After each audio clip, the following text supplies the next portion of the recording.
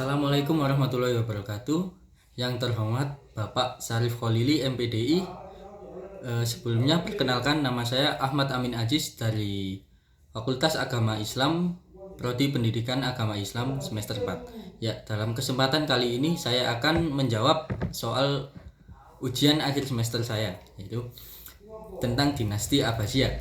Dinasti Abbasiyah berkuasa dari tahun 750 hingga 1258 Masehi, memainkan peran penting dalam mengembangkan dan mempromosikan ilmu pengetahuan selama masa kejayaannya di dunia Islam. Beberapa pencapaian terkemuka mereka di bidang ilmu pengetahuan adalah: yang pertama yaitu penerjemahan karya klasik. Dinasti Abbasiyah mengumpulkan dan menerjemahkan banyak karya klasik Yunani, Romawi, Persia, dan India ke dalam bahasa Arab.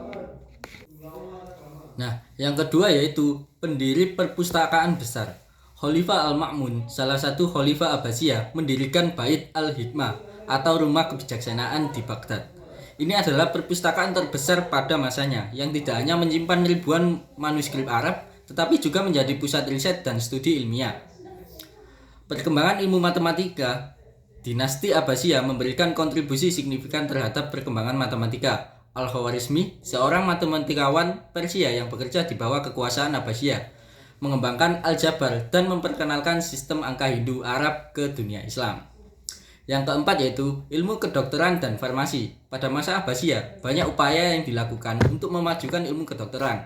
Kitab-kitab seperti kitab Al-Hawi oleh Razi dan Al-Qanun fi Al-Tib oleh Ibnu Sina menjadi standar dalam ilmu kedokteran selama berabad-abad.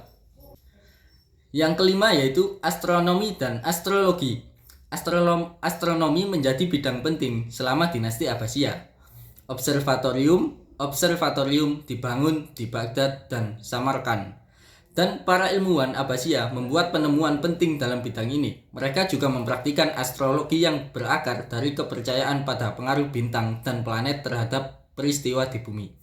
Yang keenam, penelitian dan pembelajaran.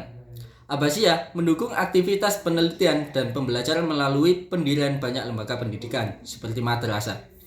Lembaga-lembaga ini memfasilitasi penyebaran ilmu pengetahuan dan pemikiran ilmiah di seluruh dunia Islam. Pencapaian-pencapaian ini merupakan beberapa contoh signifikan dari kontribusi Abbasiyah dalam mengembangkan ilmu pengetahuan. Dinasti ini memainkan peran penting dalam melestarikan pengetahuan kuno dan membangun fondasi untuk kemajuan ilmu pengetahuan di masa yang akan datang. Selanjutnya yaitu pencapaian prestisius dinasti Abbasiyah di bidang kebudayaan meliputi: 1. Keemasan sastra Arab. Masa dinasti Abbasiyah dikenal sebagai keemasan sastra Arab dengan karya-karya sastra yang mempengaruhi puisi, prosa, dan pemikiran Arab. Yang kedua, perkembangan bahasa Arab. Dinasti Abbasiyah mempromosikan penggunaan penulisan bahasa Arab serta melestarikan kekayaan bahasa Arab.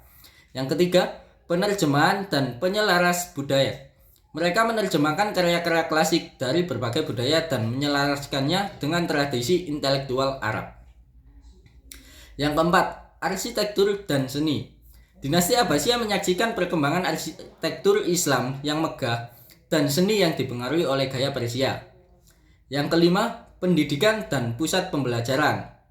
Madrasah-madrasah Abbasiyah menjadi pusat pembelajaran dan penyebaran ilmu pengetahuan, memfasilitasi pertumbuhan intelektual dan ilmiah. Pencapaian-pencapaian ini mencerminkan kekayaan budaya dan intelektual yang berkembang pada masa dinasti Abbasiyah. Selanjutnya, ada beberapa faktor pendukung yang berperan dalam berkembangnya peradaban dan kebudayaan Islam selama era dinasti Abbasiyah. Berikut adalah faktor-faktor tersebut. Faktor yang pertama yaitu penerjemahan karya klasik. Penerjemahan karya-karya klasik dari bahasa Yunani, Romawi, Persia, dan India ke dalam bahasa Arab merupakan faktor penting dalam mengembangkan peradaban dan kebudayaan Islam. Hal ini memungkinkan penyebaran dan akses yang lebih luas terhadap pengetahuan kuno.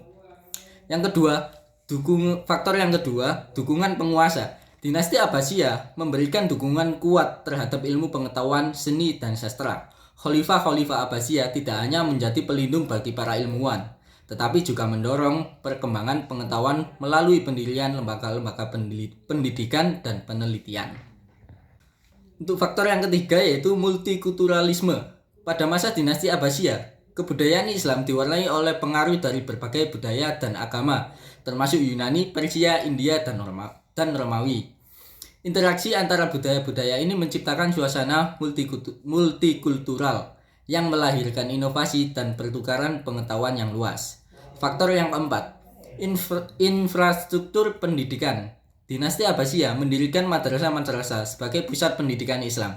Madrasah ini tidak hanya mengajarkan ilmu agama, tetapi juga ilmu pengetahuan, matematika, kedokteran, astronomi, dan banyak lagi.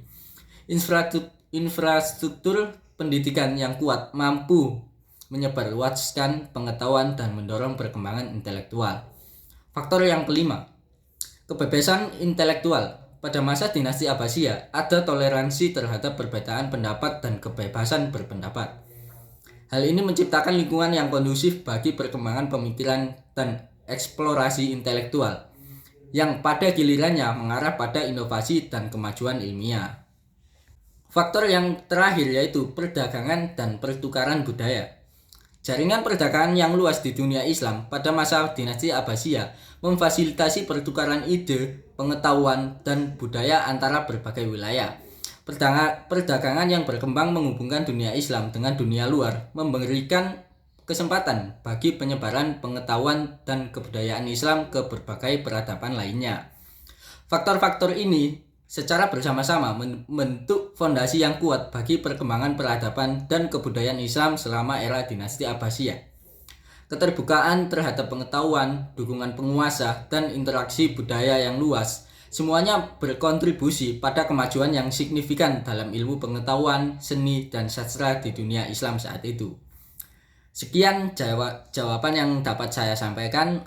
Apabila narasi yang saya sampaikan ataupun sumber yang saya sampaikan kurang lengkap, saya mohon maaf yang sebesar-besarnya. Sekian saya akhiri, wallahul muwaffiq ila aqwamit thoriq. Wassalamualaikum warahmatullahi wabarakatuh.